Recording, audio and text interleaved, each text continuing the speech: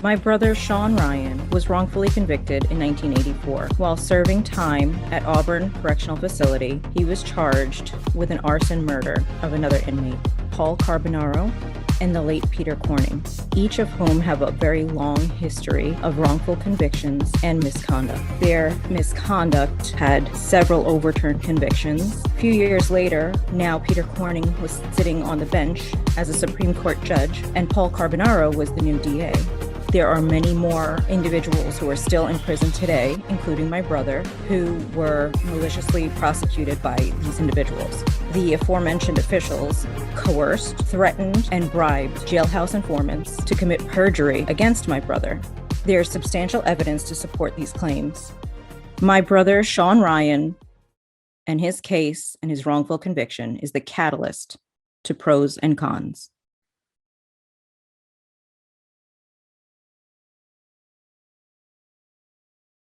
I was actually very inspired by my grandfather, who fought for a universal healthcare system his entire life. He was an economist, and he did it because he really believed healthcare is a human right. And I think it's just that sense of justice, that sense of equality, and those values were really instilled in me. And I wanted to, follow in his footsteps and to make a difference, and to, work in government and make government really a force of good that can address inequalities and address the real problems in our society.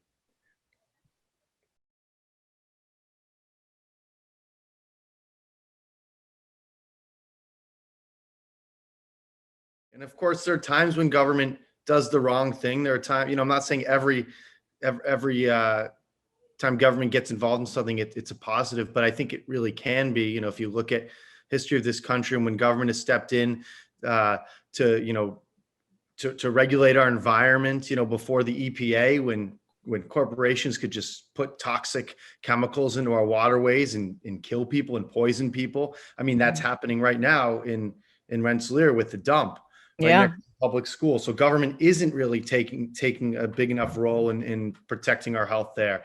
Or, the New Deal with Social Security, when we, creating Medicare, making sure that seniors have health care. So I think, there's so much we can do. And I think over the years, probably starting really in the 80s with Ronald Reagan, maybe starting a little bit before, but he really took it to the next level, this whole anti-government sentiment and cutting back government. But what it's really done is really just a scheme to put more money in the pockets of the wealthiest people, cutting tax rate a ton on people who make the most amount of money, cutting all the social programs that benefit people who are struggling.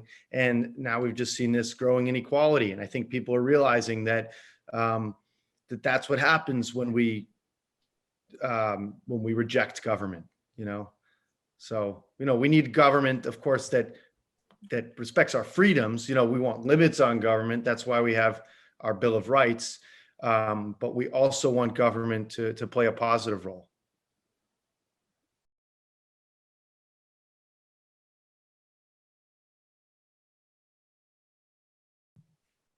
Hello, and welcome to Pros and Cons. My name is Heather Trentacosta. Today, we'll be discussing many facets of how our society is impacted by poverty and how that can lead to criminalization and incarceration, and certain things that we can and are doing to break that cycle.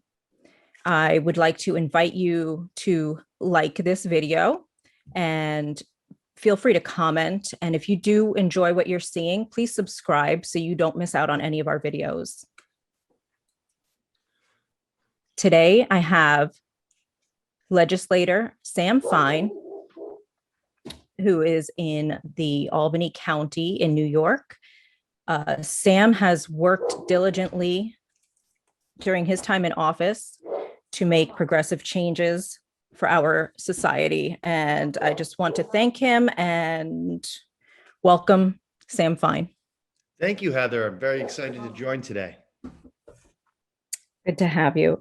All right. So we can open with President Biden's executive order on gun control to create a little bit more restrictions in the process of obtaining and owning a gun.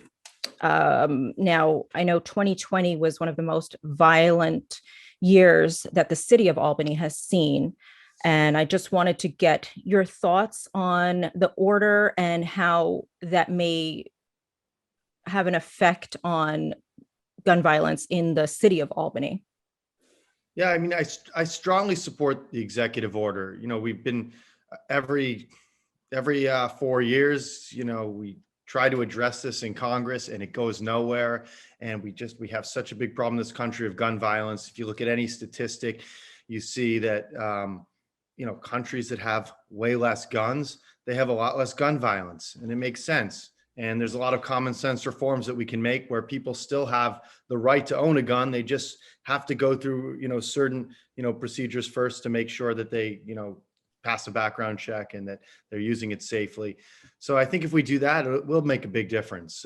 Last year, you mentioned, was one of the deadliest years in Albany. A lot of people lost their lives, and in the prevalence of guns throughout the city is definitely a big piece of that. It's not all of that. There's a lot of other steps that we need to take too, to address, the environmental factors that's leading a lot of young people to get into crime and into violence and obtaining guns. But the prevalence of guns and how easy they are to get is a huge piece of that.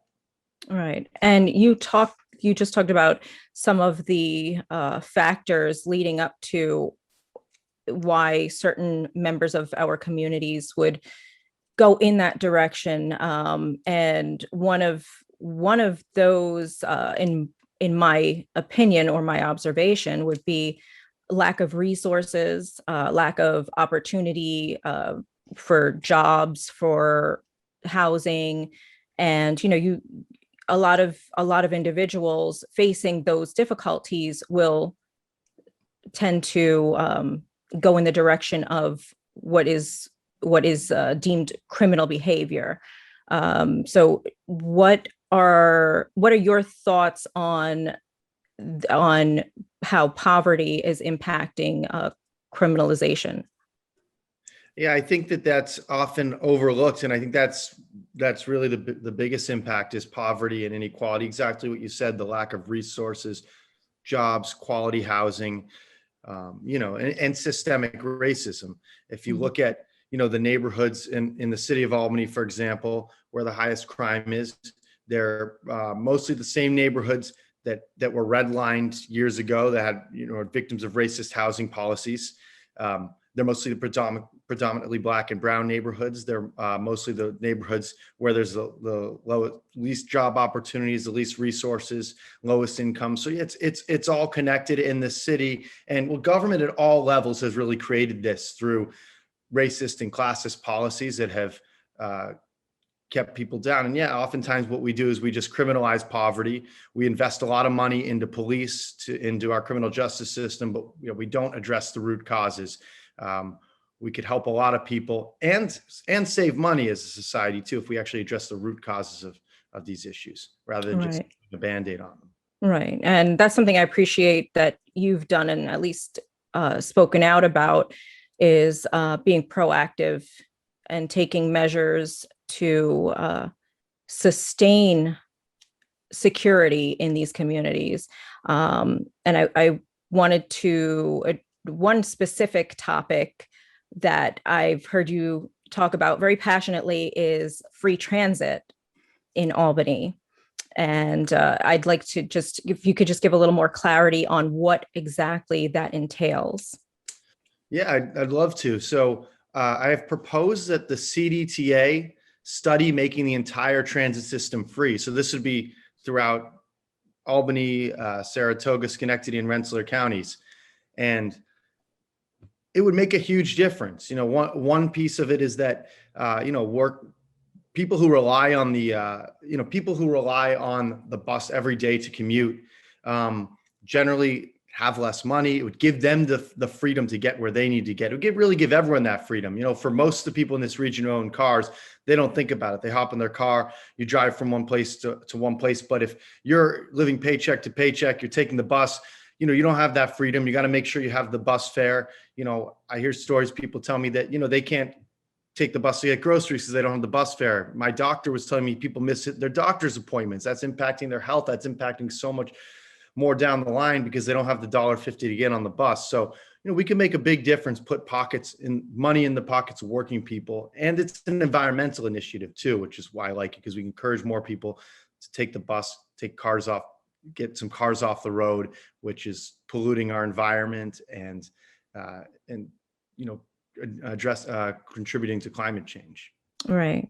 Now, I've heard some backlash from a few individuals regarding how this would be paid for and where the money would come from to pay for the free transportation, because we all know, yes, of course, it's not free. It would be, in my opinion, would be a benefit to individuals who cannot really afford it. But if you can clarify that as well, so that people have a better understanding where these dollars would come from to cover the cost.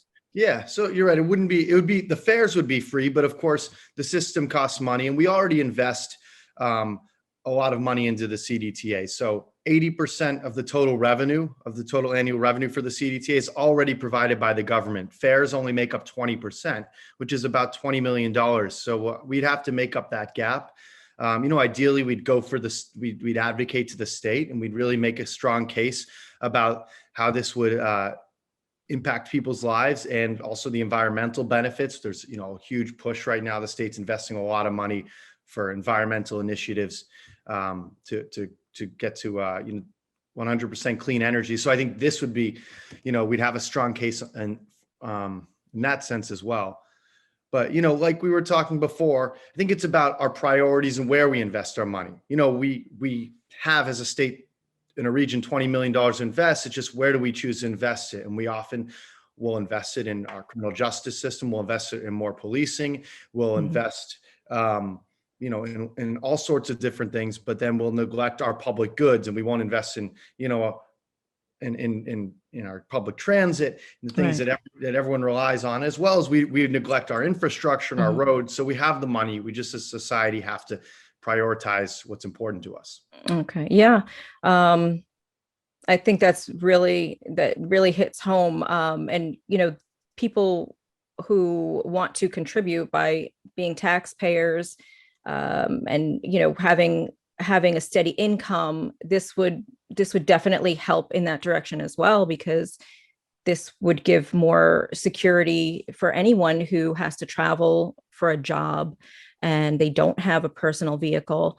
This would, I think, contribute to that, the money coming in to cover that cost as well. Yeah, definitely. And the state has just enacted a lot of progressive, they just enacted a more progressive income tax, where they're cutting taxes for middle class people and raising taxes for people making over $1 million. And so, and there's a push to raise a lot more revenue from millionaires and billionaires in this state. And there's a lot of, so, we can use that money to invest in the CDTA. That way, working class people who take the bus every day aren't spending a significant amount of their money on their public transportation. And I want to add, fares they are a regressive tax, because if you have less money, you're spending a higher percentage of your income on those fares, because they're flat. They're not, percentage of your income. Right. Of course. Yeah. So they would definitely impact a lower income family much more than somebody who is earning a great deal each year. Now, what can we do as citizens to help support this? I'm working on creating more of like a public campaign, so that we can continue to, have people sign a petition. I'm working on a petition so people can sign it and, start to get the word out more. But just, talking about it is important. Right now, I'm in the stage where I'm trying to have conversations with the CDTA leadership to see if they can move forward with a study or a pilot program. It's been done in a lot of other areas. So yeah, we just want to move forward on that and continue that conversation. Actually, the Times Union, though, right after I proposed it, wrote an editorial in favor of it. So I think it just Oh, shows nice. this is really an idea that people can get behind. Wonderful. So on that same sort of topic or in that realm with the free transportation, what are your thoughts on this proposed free Wi-Fi or the Wi-Fi that is covered or taxed to cover the cost for families in Albany County? Yeah, I strongly support it. So yeah, the city of Albany is now putting together a commission to create a municipal Wi-Fi system owned by the city. And this is something that some of the council members, the city council in Albany have been talking about for a long time. Now I think people are recognizing how important it is because of the pandemic and all the kids were forced to learn from home. And then a lot of kids didn't even have internet access. And so they were put at a huge disadvantage, but it really goes beyond that because we're really at the point where internet is not a luxury. It's a necessity. You can't really succeed in this world without it. So I strongly support it. And I think we can all agree, everyone hates the cable companies, they price Right. they're difficult to work with. So why not create, a high speed, a very high speed municipal owned internet system right here in Albany. Right. And hopefully that would set a precedent for the rest of the surrounding counties in New York. And are there, because I'm not familiar, but do you know of any municipal owned Wi-Fi areas in or nearby New York? Not in New York, but I read in the Times Union article that Chattanooga, Tennessee, created a municipal owned Wi-Fi system, and it noted it brought in a lot of economic development too, because it was a very high speed system. So a lot of businesses wanted to locate there. Okay, that's another interesting too. Yeah. So it's not just residential, it would be commercial as well. I think it would be available to everyone. I think they have to work out those details. I mean, I think from what's most important for me is that every resident of Albany has access to internet that's either free or affordable, that money is not a barrier to anyone who needs it. But I think there's a lot of other benefits potentially too. If it's, much faster speed, if we can create a system that's a much faster speed than what Spectrum's currently offering, like a fiber optic system. We don't currently have FiOS in the city of Albany. I think that would be an economic benefit as well. Right. Yeah. It would open up a lot of new avenues of communication and probably job opportunities for working families that have, I know for me personally, as a mom of 8 kids, that would really help here with homeschooling and remote working as well. So I would definitely stand to benefit personally from something like that. Yeah, great. How is the internet in Rensselaer County? It's I have a very large family and we're all on the internet probably I would say 20 hours out of the day. There's someone on the internet in this house. It's been pretty decent so far. I know that they have some 5G towers up, so the cell service and everything is operating off of that. I'm not sure how advanced their Wi-Fi is, though. I'm really not too keen on that. Yeah. Yeah. But I would definitely welcome any type of break when it comes to providing Wi-Fi for families, for sure. I wanted to go into with you something that I was so proud of when I heard that you got this passed, and that's the ban the box. Now, in the work that I do as a criminal justice advocate, I see so many barriers when previously incarcerated individuals try to re-enter society. And there are so many hindrances just to move forward and to rejoin this society. And one of those was the discrimination on job applications when asked about, your criminal history or your, what exactly was it? I'll let you go more into detail what it was and how you've helped to change that.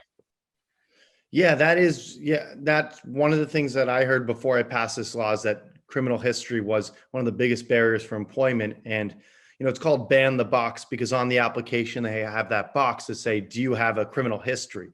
So of course, it's just a way that employers can immediately filter out anyone who has a criminal history, regardless of their qualifications. So it's a very unjust and unfair system.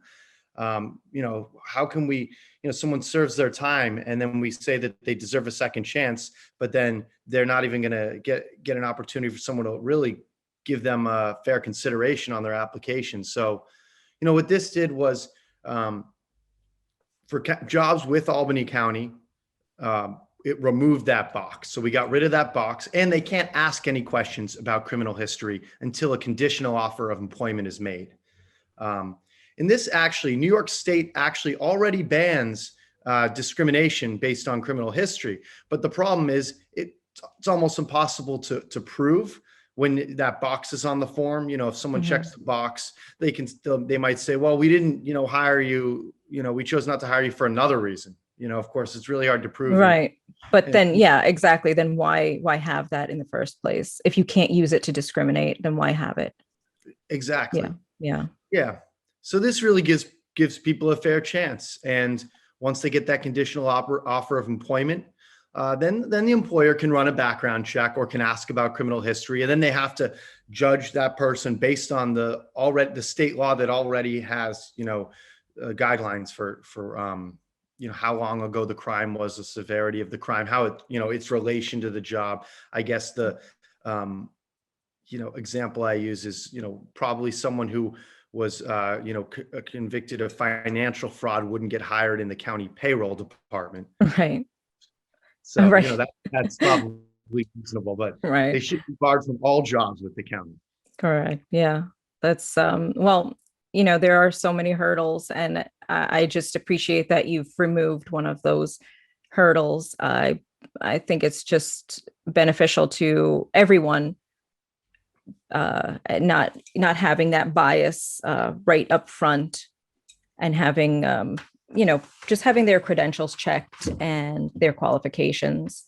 So I appreciate that. Thank you for the work that you've done there. I wanted to ask, what are your political plans going forward in the next coming years? Well, I'm thinking about, I guess, when it comes to running for office, what to do. As you know, I ran for assembly last year. So my term for county legislature goes not up for reelection until 2023. So, right now I'm really focused on getting a lot done at the county level. Things like fare free transit. There's, as you may have heard, millions and millions of dollars coming in through the federal government to counties as well as to cities and towns, and making sure that money is spent equitably, that it's going to the communities that have a lack of resources that have been neglected over the years. Pushing for certain programs that will make a difference, things that will actually, prevent crime and violence and address poverty, and not just, I think we really need to do is end poverty, not just give people who are living in poverty a little bit of money here and there, but we need to actually invest in people and invest in communities and end poverty. And I'm actually looking at something called right to counsel. And what that would do is when people are facing eviction and in housing court, it would guarantee that they have a right to an attorney that can represent them. Because as you know, we're probably about to face a pretty large eviction crisis. Absolutely. When the moratorium ends. But this is an ongoing issue and people get evicted all the time. And I think what's fair is that they have someone who can actually represent them in court. Right. And would that extend to homeowners as well? Or is this strictly for renters at this point? Well, this would really be renters because it's the renters who are the ones getting evicted. But also recognize, this is a really difficult time for a lot of homeowners as well. We got $9 million in Albany County to provide assistance to renters and landlords who've lost a lot of rental income. And I think we need to look at if we can use some of that federal money to provide some more assistance. And this will help both renters who are, people who are very far behind on their rent, who don't want to have, want to avoid getting evicted, want to avoid having, a significant amount of debt that they carry with them. And the money will go to the landlords who have lost a lot of rental income. So I think we need to be looking out, pushing for policies like this, investments like this, that'll help everyone who's struggling, whether they're a renter or a landlord, especially the small landlords. A lot of people own one building, 3-family building, they live in it. So. Right. Yeah, absolutely. Well, that's very encouraging. I know there are, we were talking earlier about how there are so many contributing factors to, or that lead up to crime and or incarceration. So I think that, all of these moves that are being made, the ideas, I feel like there's so many progressive ideas and changes being made. And I'm just happy to be here to witness all of this and experience all of this. So I thank you for what you've contributed to the change. You're not just another politician. You're out. I see you all the time. You're out with the people. You're marching with the people. You're out there just really participating with the community. So I really want to thank you for that. Thank you, Heather. I appreciate that. Sure thing. So I think we're going to wrap up now. It was such a pleasure talking with you, Sam. I look forward to, I'm sure we're going to have more conversations in the near future.